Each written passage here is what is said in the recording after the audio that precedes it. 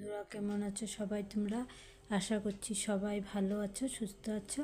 আজকে আবারও আমি একটা রেসিপির ভিডিও নিয়ে চলে এসেছি আপনাদের সামনে। তো আজকে দেখাবো নতুন আলু দিয়ে আলুর পরোঠার রেসিপি, সাথে একটু সবজিও দিয়েছি। তো দেখে নিন কিভাবে আমি বানিয়েছি। এখানে দুটো বড় বড় সাইজের গাজর গ্রেট করে নিয়েছি, ধনেপাতা কুচি করে নিয়েছি, এখানে নতুন আলু সিদ্ধ করে নিয়েছি। আলুগুলোকে আগে প্রথমে ভালো করে ম্যাশ করে নেব। হাতের সাহায্যে ভালো করে ম্যাশ করা হচ্ছিল না, তাই একটা গ্লাস নিয়ে নিয়েছি।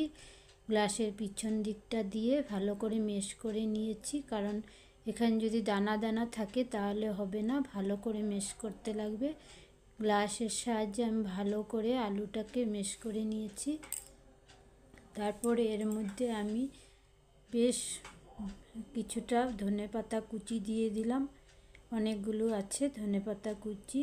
তারপর আমি গাজর কুচিগুলো দিয়ে দিয়েছি।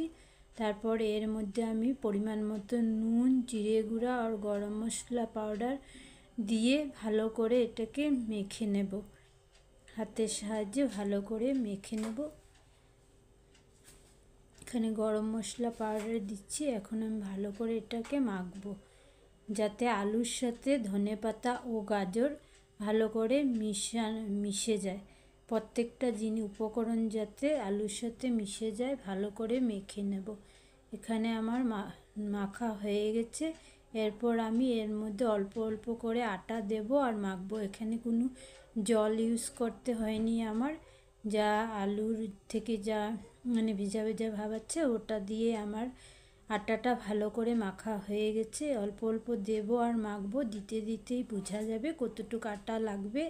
সেভাবে অল্প অল্প, একবারে বেশি করে দিলে হবে না, অল্প অল্প দেবে আর অল্প অল্প করে মাখবে। মাখতে মাখতেই পরিমাণটা বুঝে নিতে হবে, আটার পরিমাণটা কতটুকু লাগবে। এখন আমি ভালো করে মেখে নিই।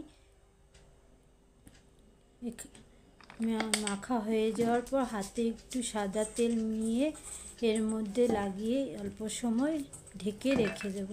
তারপর আমি গোল গোল লিচির মতন কেটে তারপর আমি পরোঠাটা বেলে নেব। এখানে একটু ভালো করে তেলটা মেখে নিচ্ছি, মেখে ঢেকে রেখে দেব।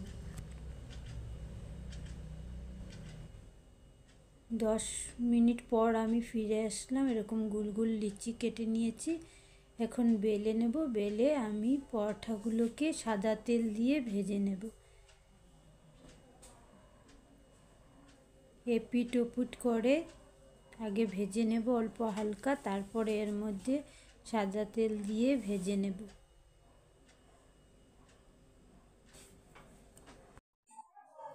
প্রথমে এপিট ওপিট করে অল্প হালকা হালকা করে ভেজে নেবেন, তারপর সাদা তেল দিয়ে ভালো করে ভাজবেন। এইভাবে আমি প্রত্যেকটা পরোটাকে বানিয়ে নেব, বানিয়ে সবাইকে গরম গরম খেতে দেব।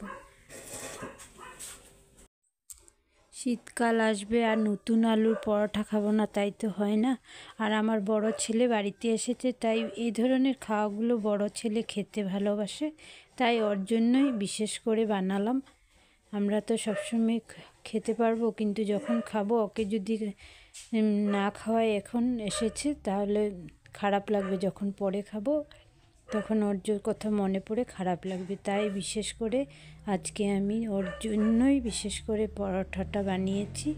ও খেয়ে খুব ভালোই পেলো, বলেছে মা খুব ভালো হয়েছে, ও ভালো পেয়েছে, তাতেই আমার সন্তুষ্ট আর কি, মনটা খুশি হয়েছে।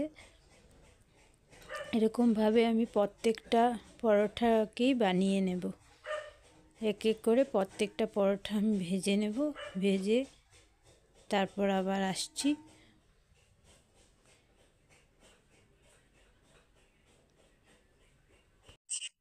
আজকাল সবাই সব কিছু বানাতে জানে, কেউ বানাতে জানে না তা না। আমি যেভাবে আমার ছেলেকে বানিয়ে খাওয়াই বা খাইয়েছি, সেটাই আমি আপনাদের সঙ্গে শেয়ার করলাম। হয়তো আপনারা আমার থেকেও আরও ভালোভাবে পরোঠা বানাতে জানেন, কিন্তু আমি যেভাবে বানাই সেটাই আমি আপনাদের সঙ্গে শেয়ার করলাম। ভালো লাগলে লাইক কমেন্ট শেয়ার করবেন। নতুন বন্ধুরা আমার চ্যানেলটাকে সাবস্ক্রাইব করে আমার পাশে থাকার অনুরোধ রইল। তো আমি পরোটাগুলো ভেজে পরিবারের সবাইকে গরম গরম খেতে দিয়ে দিয়েছিলাম। সবাই খেয়ে ভালোবাসলো।